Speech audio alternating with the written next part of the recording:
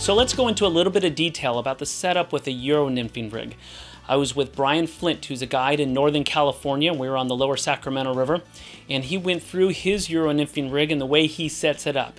Take a look. For a Lower Sac Euro Nymphing rig, Cortland competition, 10.5, 3-weight, fly shop reel. You're gonna want to run about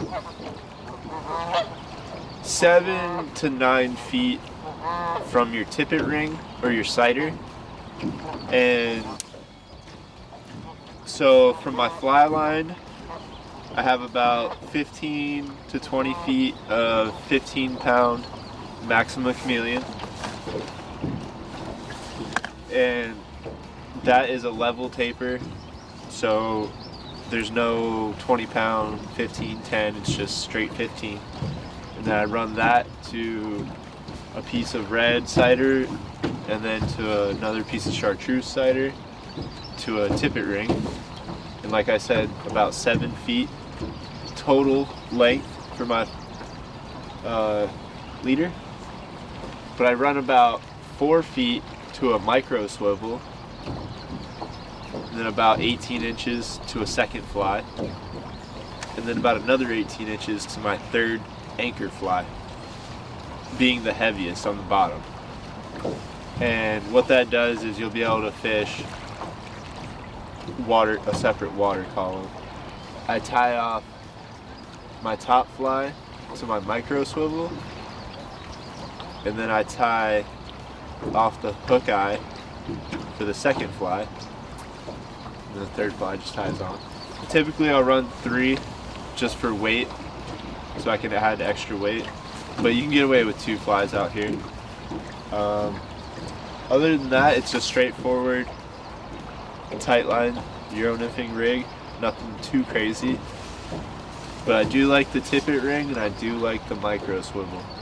Tippet ring is a great option. Doesn't create a lot of sag on your sighter when you're fishing farther away. You can run a micro swivel, but you're going to run into an issue of where you're going to get a line sag. The tippet ring is a lot lighter, and it doesn't create that sag. The micro swivel is a great tie-in point. You can run heavier tippet up top and run lighter tippet on the bottom, and then when you do break off, you're going to break off right here. You don't have to retie the whole rig.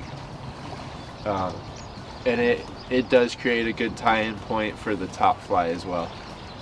You just have to, instead of running certain blood knots or things like that, you just run this, and you can always just add a new section of line quickly instead of having to retie the whole knot.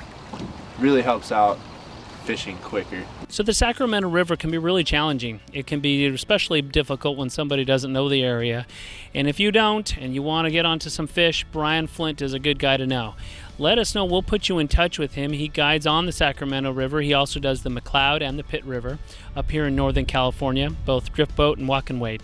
And we'll get you in touch with him, and maybe he can kind of get some of that knowledge to you as well.